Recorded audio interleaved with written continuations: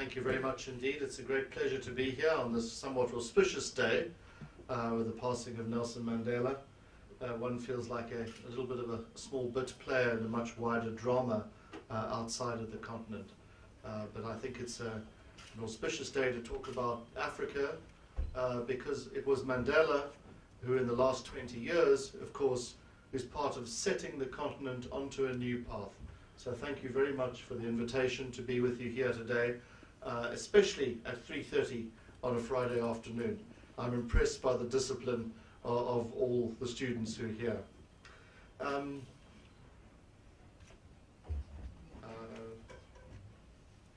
Technologically challenged as I am,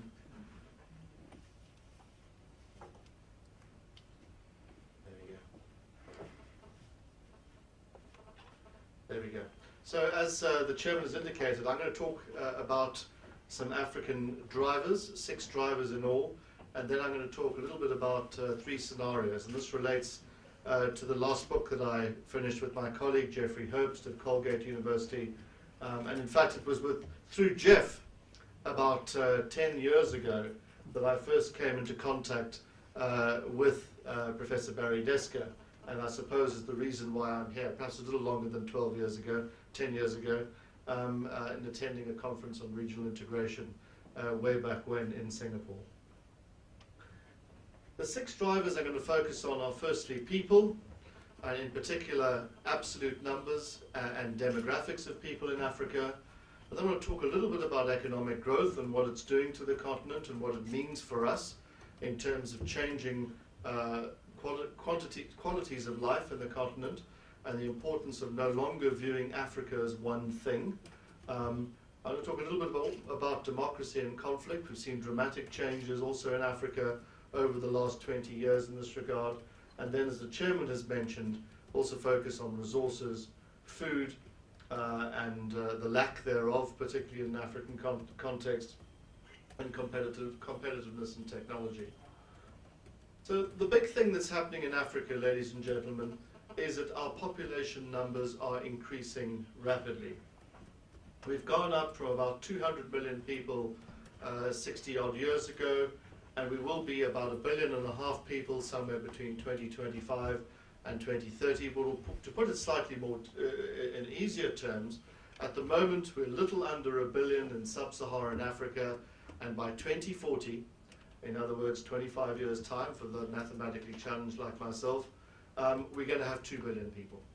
And by 2100, we'll have 4 billion people in Africa. So roughly doubling in 25 years, and then doubling again over a slightly more extended period of time as birth rates start to fall. And what this, in terms of being viewed against the overall growth in population numbers worldwide, Africa's the red line. As Europe, of course, is an aging population, a problem not uncommon to Singapore. We are responsible for a considerable portion of the global uptick in growth predicted over the next 150 years. And here are some facts worth thinking about when it comes to population numbers. Asia's population over a 100-year period increased by a factor of just under 4. Africa's population, if you look ahead over the next 100 years, is going to increase by a factor of over 5, significantly faster than Asia, including South Asia. Now, these growth rates are fundamentally driven by lifespan increases compounded by very high birth rates. I'm currently, as was mentioned by the chairman, finishing a book on state recovery. And as part of that process, I've done fieldwork in some 27 different countries over the last year. I used to be much taller and better looking until I embarked on this project. And one of them is Uganda. One of them is also Angola. But in Uganda, I spent some time in the north of the country in a place called Gulu, which was the centerpiece, really, of where the Lord's Resistance Army used to operate, and spent some time in some of the cotton ginneries, and spent some time with local communities looking at how their lives have been affected by conflict. And one of those sort of absolute you've got to pinch yourself moments, I asked the local women's community who had gathered under this tree to meet with me, how many of them had fewer than 6 children? and 1 person out of 40 raised their hand. All of them had 7 children or more. So it just puts into context some of the demands on people to have such a birth rate of such proportions. What this means is if you extrapolate ahead, and it's very difficult to extrapolate over a 70, 80-year period, is that Tanzania, for example, a 45 million strong population, is going to have roughly the same number of people as the United States by the turn of the century. Nigeria, and Ibrahim Gambari, the former Nigerian foreign minister and UN diplomat, was recently a visiting fellow here and will testify to this, has about 160 million people today. It's going to have just under 1 billion in 85 years' time. Quite how they're going to be accommodated and where they're going to be accommodated is a question for Nigerians, and indeed should be a question for all of us. Of course, there is some upside in this scenario, which is that only a little over half of Africans today are of working age, and this is slowly over time going to improve what has become termed the demographic dividend. This is going to reduce demands on the state. It's going to put more people into the workplace. Roughly the number of working people per children is going to double over the next 40 years, and that is certainly going to prove an asset if we can provide the right conditions in which they can operate in the right sets of skills, and I'll return to that in a moment. So if you look at this in a comparative way, you get a sense of the Nigerian figure there. The green line, sorry, is not a brilliant graph, increasing rapidly, other populations aging or flattening out. And if you look at African populations, South Africa, of course, roughly stuck at about 50 million people, my own country.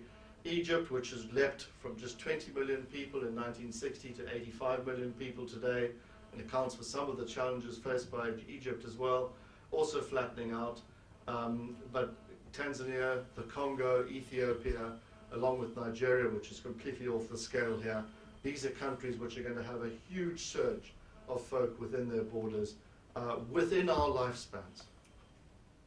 And what this means in terms of age groups is in 1980, the African demographic triangle looked a little like that. Plenty of young people, but probably manageable, but it's going to do that in the next 5 years. It's really widening and flattening. By 2040, as I say, the African population in sub-Saharan Africa is going to double to 2 billion people, and 70% of them are going to be under the age of 25. And overall, sub-Saharan Africa's population, although in relative terms it's only 15% of the global population, in 10 years' time, our young people are going to be 1 in 4 of every young person around the world. And as I often warn to European audiences, if they're not accommodated within Africa, they're going to be coming to a city near you. So we've got to find means to accommodate them in Africa, and again it goes back to the issue of skills and of living and working conditions. To put this into perspective, however, it's not all bad news, and that's not only about the demographic dividend. Africa is obviously a very big place. It's also a very underpopulated place. The African average is just 27 people per square kilometre, half of the global average, roughly. And if you look at the Asian average, of course, the Singaporean average is completely off the charts. Of course, I think it's 4,000 here, isn't it? Something like that, a square kilometre. But even compared to, say, Central America, which shares many development similarities, we're way behind there. So there's lots of catch-up possible, but obviously, again, relates to living conditions as well. But it's also, too, about where people are going to be living that's important in this context. In the turn of the century, under 5%, 100 years ago, in other words, not in the last century, under 5% of Africans lived in cities. If you look at that's the population increase, as I said, rapidly heading towards over 1.5 billion people by 2030. And if you look at the urban numbers, which is the right-hand index, roughly 10% of the population in 1950. By 2025, again in 10 years' time, we're going to, more than half of Africans are going to be living in the urban environment. For the first time ever, we're going to become majority urban centre. And this, of course, places great stresses and strains on the provision, particularly of infrastructure. And here I want to sketch out something very important as to why the majority of Africans live in conditions like this. Anybody know where this is? Anybody been to Kenya? That's Kibera Township, actually not really considered a shanty town anymore. This is not a bad area to live in many respects compared to other areas of the world. And the reason why people live in conditions like this is not just because of population numbers, is because what happened in African growth terms over the past 50 years of independence. So come independence in the early 1960s, you saw a rapid increase in growth, partly because of redistribution, partly because of relatively high commodity prices, and then roughly in the early 1970s, a compounding series of events.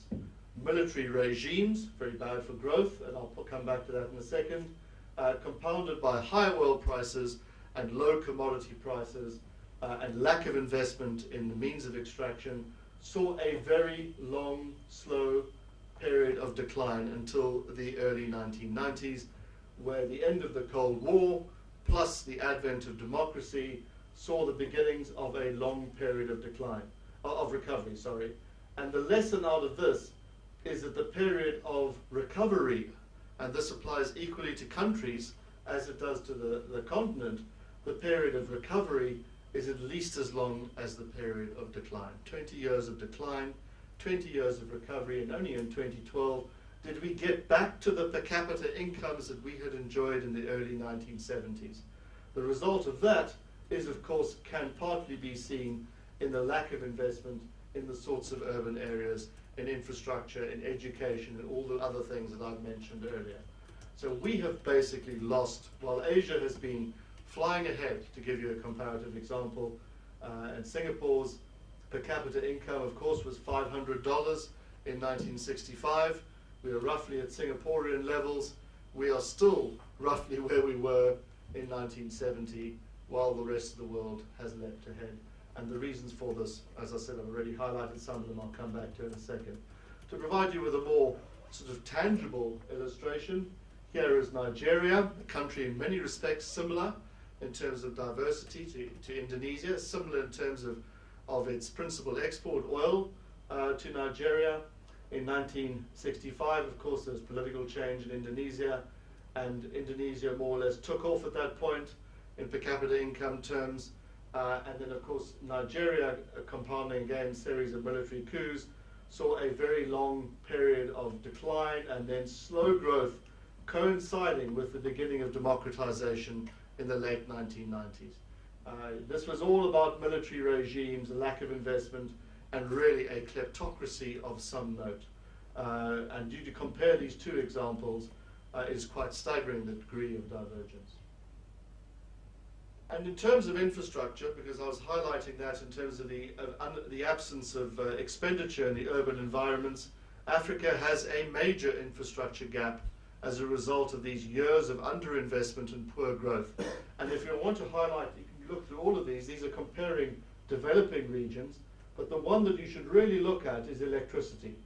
We are way behind the curve in terms of electricity density, generation, as well as transmission compared to the rest of the world. And if you look at this graph, this is megawatts per million people. South Africa is 1,000 megawatts. It's over here somewhere near the exit. That doesn't mean you should all leave right now. But it's 1,000 megawatts per million people. And the next is Gabon at roughly 200. And it goes very quickly down to a place like Rwanda, population of 11 million, 12 million people, and electricity production of about 70 megawatts. I'm not sure what Singapore's electricity production is. What is it, about 16,000 megawatts, something like that? 1.6 gigawatts, something of that order, with 4 million people? Well, I think this puts it into perspective as to where we are, with a lack of investment over a sustained period of time. Give you another example, Princess Elizabeth, so more than 60 years ago, Princess Elizabeth opened the Owen Falls hydroelectric scheme in Uganda in 1952, when still Princess Elizabeth, and that provided nearly 200 megawatts of electricity to Uganda. Until 2 years ago, the Ugandans only had 350 megs of electricity. So over a period of 60 years, when the Ugandan population had gone from 3 million people to 33 million people, electricity production had gone from 200 megawatts to 350 megawatts. And of course, that brings into stark relief some of the development challenges in these areas. We're basically the same electricity production as Spain, and if you take South Africa out of the equation, which provides more than half of that, we're the same as Argentina. And I know they play good football, but nobody wants to be like Argentina. And we're about 1/3 of South Asia's electricity production per million people. And that's why we look like this at night. The place that I live, at the bottom, over here, a lot of light. It's not because I live there, but pretty much nothing much in between. A patch over here around Nigeria and in West Africa, but very little as a result of this failure to invest. Not only it's the cities that are going to be growing, it's also our littoral areas, the coastal areas. They've been growing at higher growth rates than the rest of Africa, and you're seeing increasingly this growth outpacing the rest of the continent, matching really what's happened in the rest of the world, but of course being dwarfed by what's happening in African cities, and the rise of mega cities as well as cities of more than 1 million people has been enormous over the last 20 years. So basically, in summary, ladies and gentlemen, in terms of demographics, we're going to have lots of young people living in our cities within the next 10 years. When you are out there doing business, it's a tremendous opportunity, huge opportunity in terms of electricity provision, in terms of road provision, infrastructure provision, services and so on, but also potentially a massively destabilizing force. And it means that we have to manage political populism, which of course is appealing if things are not delivered to this group. We need to manage expectations, and we need to ensure rural growth to keep people out of the cities, to have good reason of remaining in the rural areas. But this person also has perhaps the best chance of breaking out of poverty more than any other. As I've said already, the dependency ratio is falling in Africa, the red line, from around 80% to a little over 50% over the course of the next 3 generations. That is good news for our economies. And we are going to have a young, active, energetic workforce. It's not to say you're not going to have the same in Singapore, but you may have to import them. But we're going to be young and dynamic if we're not young and dynamic already. Much younger than the rest of the world, certainly by comparison to those aging markets in Europe and Asia. Interestingly enough, if you compare our African median age of around about 20 to the average age of our politicians, which is over 65, of our presidents, is a very great disparity between that and Europe, where the average age of people, I think, is 40, and the average age of politicians is somewhere between 52 and 53, I believe, of leaders. So in fact, leaders are more in touch with their people in Europe in many respects, and at least in age cohort terms, but in Africa we are led perhaps less by the Facebook generation than the facelift generation, it would seem. And certainly that's a problem in terms of people understanding the needs and demands and pressures and strains being felt by young people. I want to turn to my second point. I won't take as long in the next 5 points, and that is the issue of growth. What's happened in Africa has been tremendously good news in this regard over the last 10 years. We have had the best growth decade on record in sub-Saharan Africa during the 2000s. 6 of the top 10 fastest growing economies, admittedly from a low base, have been in sub-Saharan Africa, and hopefully with a bit of luck it'll be 7 over the period 2010 to 2015. This is very important in a number of respects. The first point is we can now increasingly differentiate African economies. Very high rates of growth being experienced by the oil producers for obvious reasons, high oil price, but consistently high growth rates being delivered by a group of better performing countries in terms of governance results in the middle. Solid growth performance. This is obviously during the 2000s. There's a bit of a dip here around 2008. And then, of course, there's a group of countries here which have done far worse. But the point here is that some countries will come and go. The different reasons for them doing badly, we can go into that later. But the point here is that Africa is no longer one thing. We are no longer as the economist, I'll just flash to this quickly, put it, a hopeless continent 10 years ago. They tried to paint 55 countries, or then 54 countries, as one thing. Well, we're not hopeless, but we're also not rising, as they did a year ago. We're somewhere in between. Some are hopeless, some are rising, some are doing just okay. Big countries, small countries, oil-producing countries, natural resource producers, those attempting to diversify. Another factor that we've learned over the last 10 years, has been brought home to us, is that growth matters in terms of quality of life indicators. The growth is a necessary, but at times insufficient condition for growth. We know that, but you can't have improvements in development without growth. And it's often being debated in Africa, may seem like an anomaly to you in Singapore, but it's become clear to Africans you need high growth rates to be able to deliver development. There are other problems that go with high growth rates, granted, but you need growth because you're not going to have development without it. What we've also learned is that Africa's big countries have been especially slow movers in this process. 3 African countries in sub-Saharan Africa have 40% of the continent's population. Anybody have an idea which they are? 3 countries, 40% of the population. Nigeria, 160 million people. The other 2? Sudan? No, sub-Saharan Africa. Ethiopia, 85 million people. The Congo, who knows, 70, let's say, 65 million people.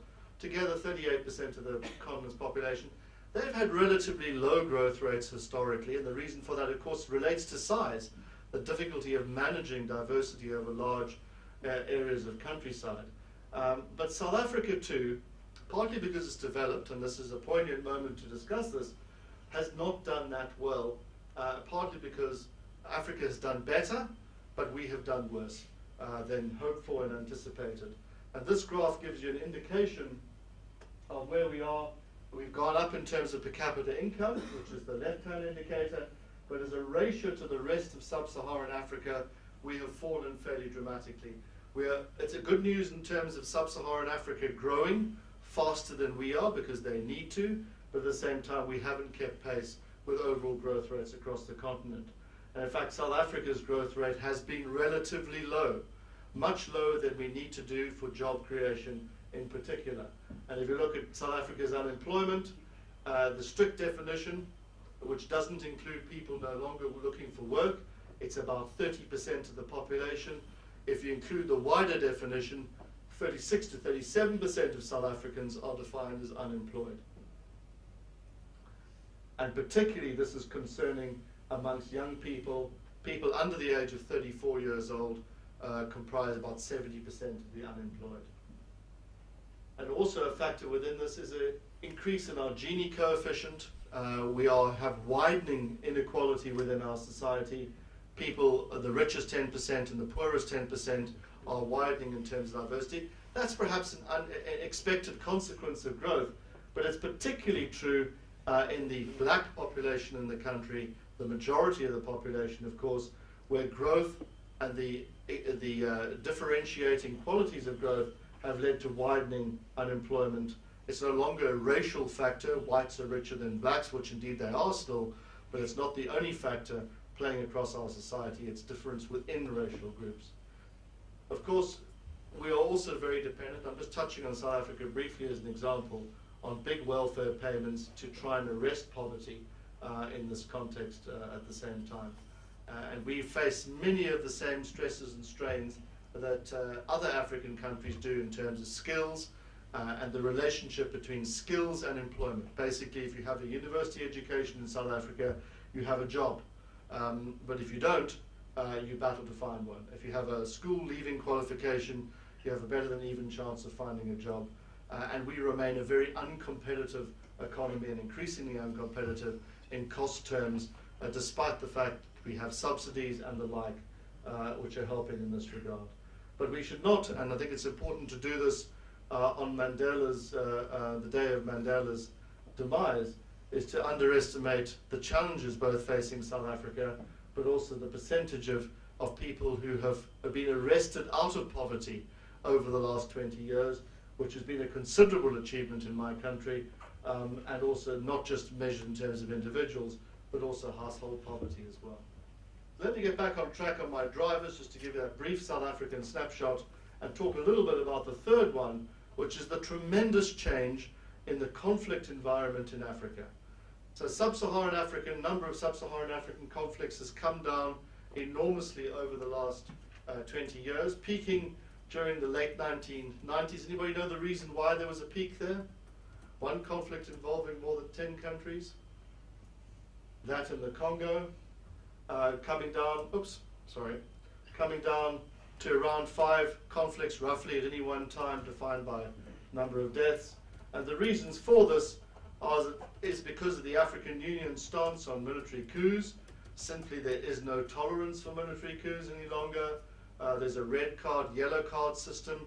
You get kicked out of the African Union if you stage a coup. It's been that way since 1999. And there's improved methods of peacekeeping and peace building and peacemaking and peace enforcement in some instances, notably in the eastern part of the Congo, most recently on the part of the African Union. I took this picture when in Somalia recently, which has been probably the most notable African peacekeeping effort in the form of AMISOM, who have taken enormous casualties in trying to bring peace to Somalia.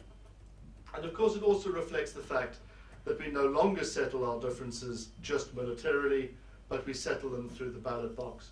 And in 1980, before Zimbabwe became independent in March 1980, anybody have a guess as to how many democracies there were in Sub-Saharan Africa? A guess? 49, 48 Sub-Saharan African countries at that time, 49 now of course, 48. How many democracies? The answer was just 2. Anybody name them? Mauritius, hardly a Sub-Saharan African country, but by definition is. And the other one, Botswana.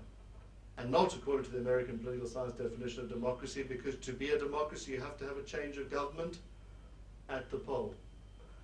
So 2 in 1980, more than 40 countries today have regular multi-party elections. Doesn't mean they're all democracies, of course. And you see this in terms of Freedom House's classification. We've seen a very large move from the not free category to the partly free category over the last 20 years. Democratic consolidation is much more difficult in moving to the free category, and that's a challenge for us. So as the economists would have it, you know, there's full democracies, a few of them in Southern Africa. There's some other instances like Ghana, up in West Africa. Many are flawed, some are authoritarian democracies, and then some, of course, like Somalia, a failed state. This is important because generally military regimes have grown much slower in Africa, or countries that have had experience of military rule at some point in their history have grown slower than those which have not. And generally you have higher growth rates than ones that are democratically managed. Of course, the potential for social destabilization remains very high. We shouldn't underestimate that. If you take that as the growth period of the 2000s, pretty good growth, sometimes over nearly touching 7% across sub-Saharan Africa. But if you look at that by comparison to youth and overall labor participation rates in the economy, it pretty much flatlines. So even though we have growth, we basically have jobless growth in terms of providing employment. A lot of it's driven by commodity prices, which is a factor I'll return to in a second.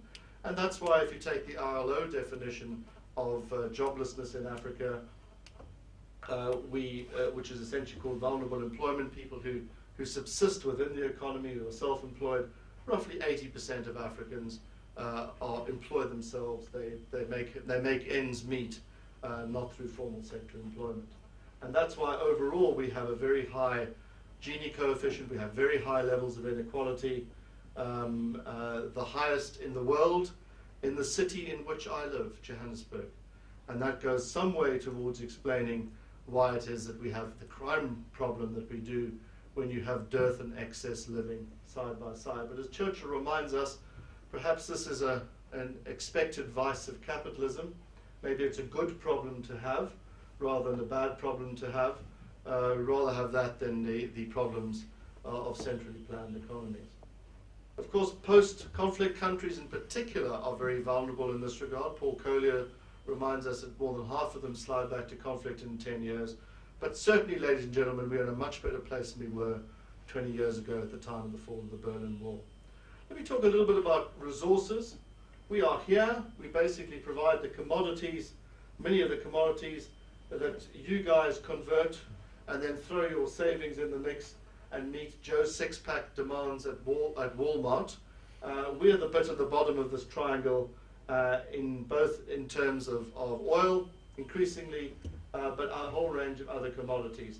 You'll see here in terms of African oil, the yellow line, it's kicked up massively, many more oil discoveries in Africa, partly because the political conditions have improved, partly because the oil price rise has made it economic to do some deep sea exploration, and partly because people have more confidence in the African market per se. But it's not just oil, it's a whole bunch of other commodities, including the platinum group of metals at the bottom, where we have the bulk of world stocks. And of course, this illustrates the massive demand of African economies, or of several key economies, on exports, both as a share of GDP, but also as a share particularly of exports and of GDP. So in the case of, say, a country like Zambia in Central Africa, a big copper producer, nearly 90% of exports basically made up of copper. If you take Angola, nearly 100% obviously oil, and so it goes on. Overall, 70% of African exports are mineral products or oil products. And that, of course, makes us very vulnerable to price swings. Much of this, of course, has been led by China's involvement in Africa. China started off with a two-way trade 15 years ago, about $5 billion. It's over $200 billion today, more than this slide indicates. This has changed not only the trade relationship with the outside world, but fundamentally, and I'll return to this in the conclusion, has changed the way the world looks at Africa. Until China came along, we were a problem to be solved. Now that China's doing business with Africa, we are a commercial opportunity to be engaged with and be entertained. Don't forget that in the mid-2000s, the way that Africa was going to develop was the way postulated by Tony Blair and Gordon Brown at the Gleneagles Summit. Only in 2005, they said at Gleneagles the only way that the continent would grow was through doubling aid and through debt relief. That was Africa's last chance. In that, they were led by a chorus of very famed intellectuals like Angelina Jolie and Bono. I think he also played his part. Bob Geldof, that well-known Nobel economist, and a few other people. I think Britney Spears also had a bit part maybe in there, who threw their weight behind the double aid scrap debt campaign. Nothing wrong with that per se, but that was not the way that Africa was going to develop, because surprise, surprise, we were no different to the rest of the world. The donors didn't develop like that, so why were we? No country has developed through aid successfully over the long term, and certainly the terms of trade could do with improving, but China showed that there was a different model, which was about doing business with the continent. And I remember speaking to an advisor for Sarkozy a couple of years after Gleneagles, and he said until China came along, basically we were keeping Africa at bay. Now we are seeking business opportunities with the continent. Of course, this does illustrate a big challenge for us, is that historically, if you take a historical sequence, we're very vulnerable to price shocks on commodities. This is GDP growth, the solid line. The dotted line is commodity price indexes. That ends in the mid-1990s. A lot of people think that there's more growth now in improved services. To an extent there is, but our terms of trade are very vulnerable to commodity price swings, as you see in the 2000s, between 2002 and 2012. When international prices go up, we do better in terms of exports. As I've said, we're still very reliant on this sector as our export main driver. We talk a little bit about food. People like this young lady, whose picture I took in Mali a few years ago, have to cope in environments like that. On average, Africans spend between 2/3 and 3/4 of their daily income simply putting food on the table. much of our daily income goes towards surviving. We don't have very much left over for housing, for investing in our children, for paying for consumer goods, for paying for clothing, transport, and so on. By comparison, Europeans spend between 15 to 20% of their daily income on food. This is partly one of the reasons is because incomes are low, but partly because food is very high. And of course, costs of food are high, relatively speaking, and this creates all sorts of stresses and strains, as the former Kenyan Prime Minister reminds us. Now, what's happened in global food price terms is a considerable rise over the past decade, partly because of scarcity, partly because of increased demand for meat, which has driven up cereal demand, but partly because of the cost of moving things around has increased as well. Overall, over a much longer sequence, food prices have come down. There's a bit of an uptick over here, but either way, up or down, it's pretty good news for Africa if we can get our own production in better shape. And I say that because if you take the 49 countries of sub-Saharan Africa, how many of them do you think, given where we live, most of the continent in fairly lush conditions, how many of them are net food importers? How many African countries, sub-Saharan African countries of the 49, have to import food to survive? Wager guess, anybody? Sorry? All. The answer is 39 of the 49. Staggeringly high figure again. And the reasons for this, and this gives you an idea about what's happened in the rest of the world, is while the rest of the world has gone up in terms of cereal yields because of the Green Revolution, fundamentally better inputs, better extension services, better technology, better yields, we have done that. We have again flatlined. The reasons for that are we don't use much of the arable land available, and we have the bulk, 60% of the world's arable land within Africa, and we have very poor extension services, which is getting technology to the farmers, being able to lend them credit. And much of the land is not actually in the control of individuals, they're in control of chiefs or different systems of authority. They can't borrow money against it. And of course, there's very much a licensing mindset when it comes to farming as well. So we have significantly flatlined and done very badly in this regard. We could do much better. Let me turn to the last driver before I deal with my scenarios, which is that of competitiveness, skills, and technology. There's been a very big change in Africa over the last 15 years. In the mid-1990s, we were largely the cut-off continent.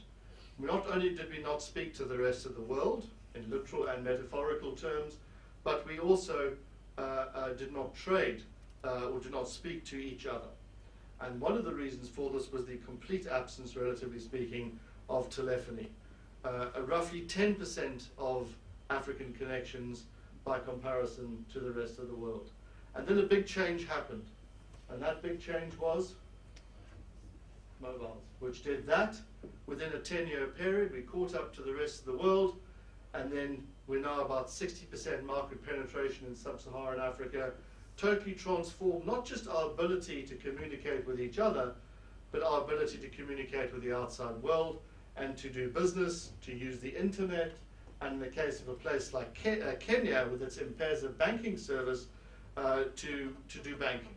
To no longer have to go into urban areas or even semi-urban areas to do banking, simply do it over your telephone, moving large amounts of money, increasing the mobility of money, the velocity of money in these environments. What this means is that we like to regard ourselves as natural connectors. I hope you agree.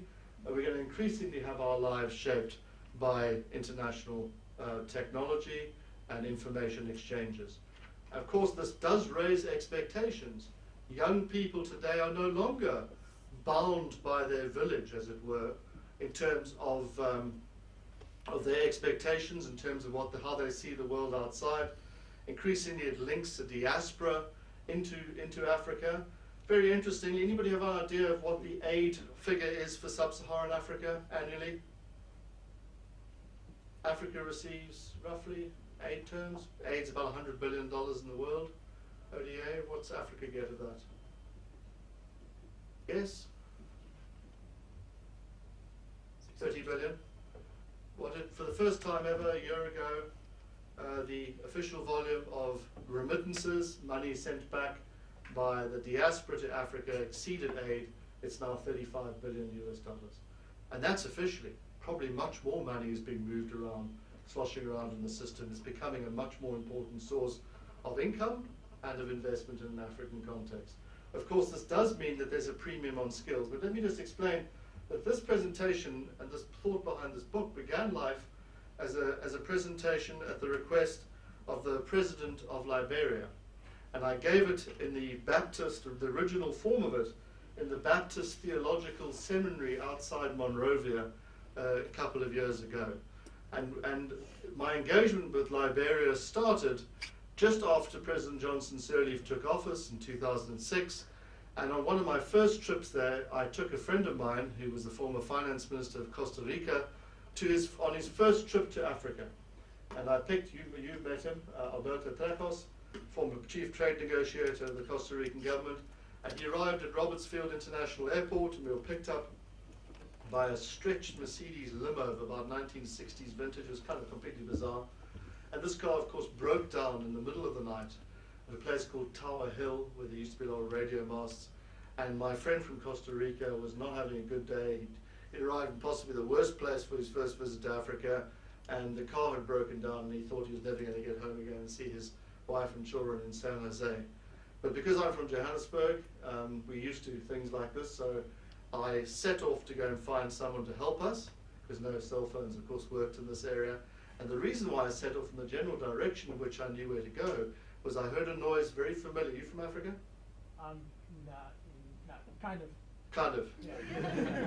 You'll know this noise if you know Africa at all, which is one thing, and that's a generator.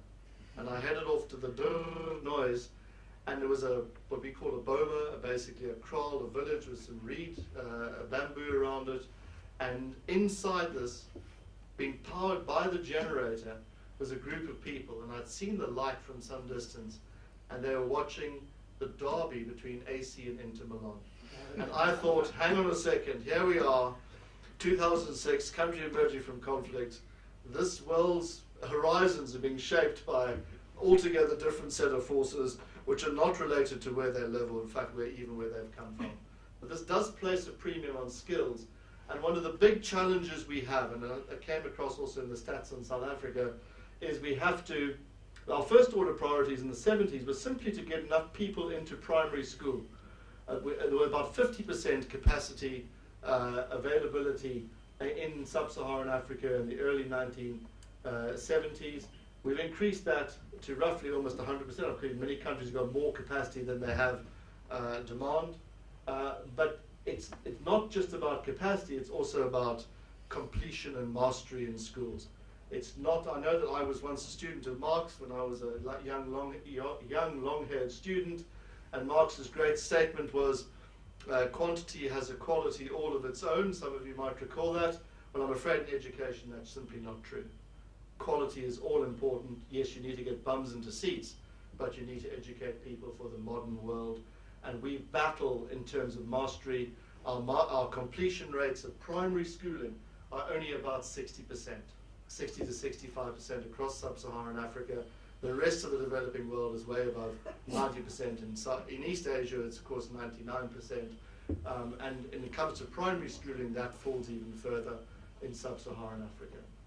So ladies and gentlemen, then what's the future going to look like in my last 5 minutes? I would say that there are 3 scenarios for Africa.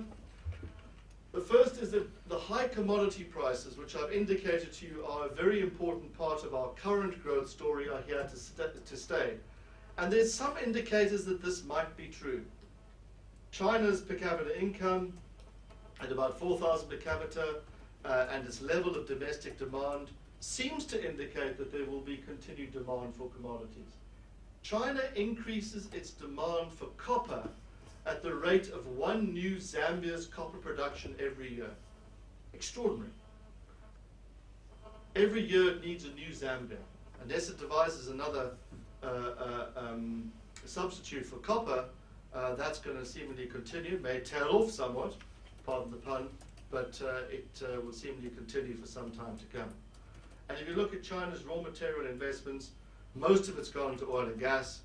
much less into mining. There seems to be a lot of upside in this regard.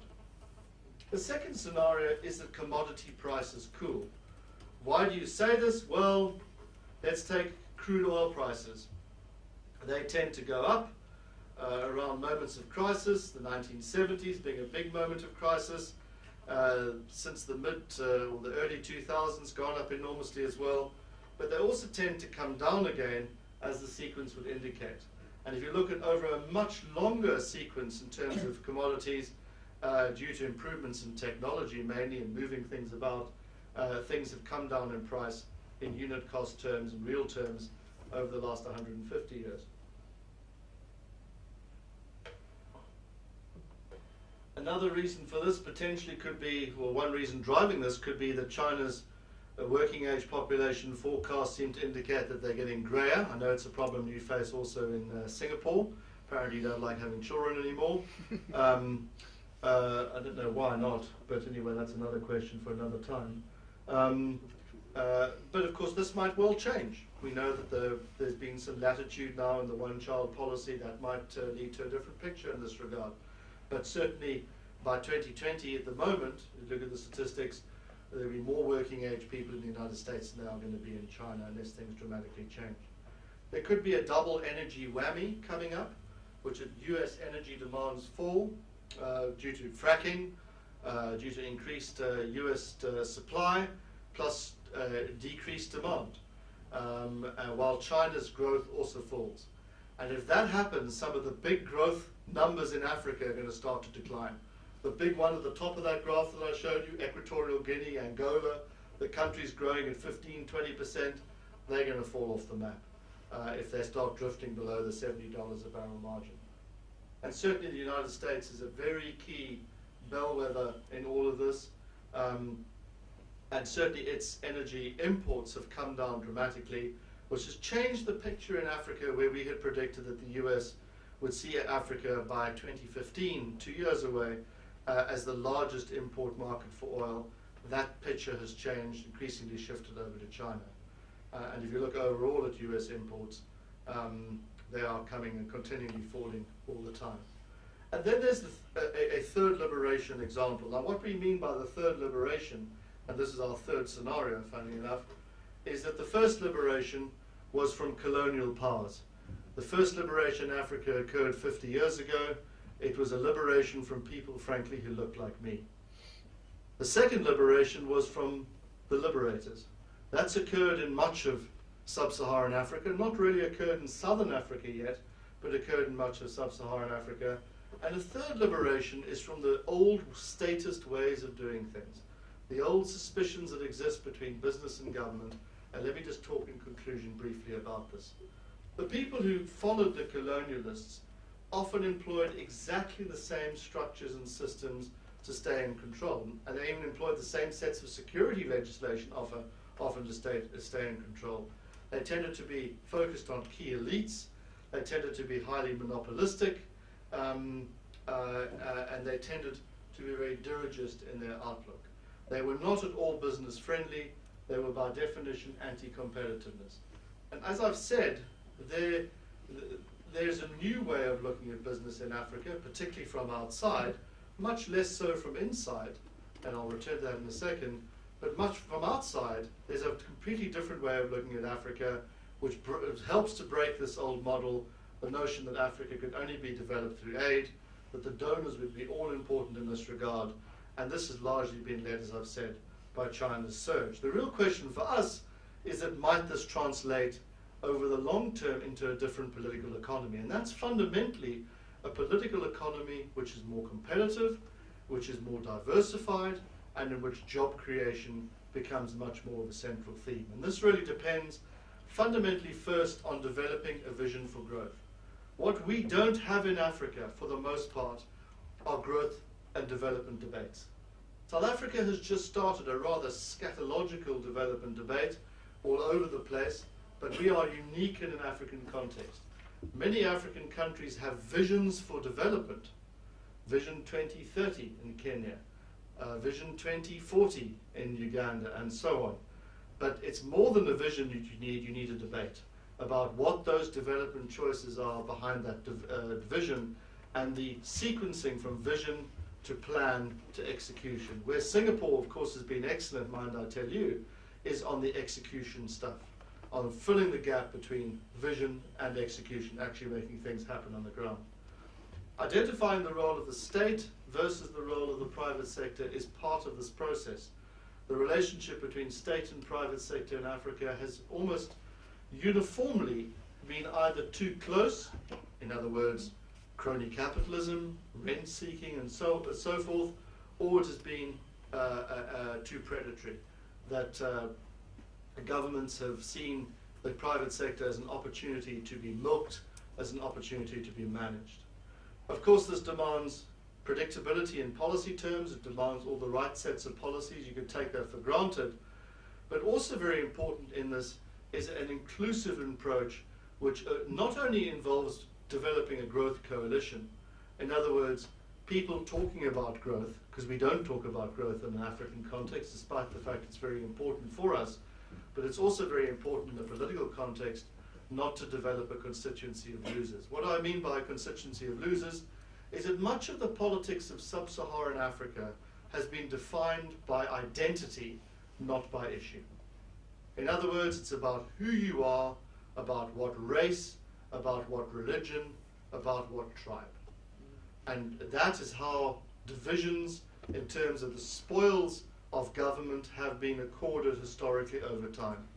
And until we move away from identity-based politics to an issue-based political system, and that in a sense is the big legacy bequeathed to us by Mandela, which is about moving away from race as the defining feature of the economy and the politics of my country, is can we then translate this into a far more competitive system where your ideas, rather than who you are, determine your place in the economy. Your value is determined by not who you are, but by your contribution. Of course, you need to have a breakout country. Our problem in sub-Saharan Africa is completely different to your issue, your environment in Southeast Asia. You had Japan to emulate. Maybe not exactly, but it was a good role model. Then you had the tigers. Then you had the cubs. Then you had Laos and Cambodia. And now you have Myanmar or Burma. I was in Burma last week. I would best describe it as the Vietnam of 20 years ago. And certainly we don't have the sorts of diversified or diversification exemplars that you have in this region, countries that we can emulate and follow. So it's important that to have breakout countries, we need more Botswanas, more Ghanas, more South Africas, countries that are more diversified in terms of their economic mix. We obviously have to use our natural resource dividend very well, which we haven't done in many cases, not all, but many cases, and then we need to invest in technology and infrastructure as well. So the answer to the question that I posed at the beginning, 40 minutes ago, was are we going to become more impoverished or are we going to become more important? And the answer to that really exists not in our natural resources, which has been our tremendous source of growth, but lies in our people and in our skills, and fundamentally in the policy and political choices that we make. If political economy, and some of you are studying political economy here, are you studying political economy? Political economy is about how choices are made, about the influence of politics on economic choices. Is really, it depends on what we do, not on what the outside world does. Thank you very much.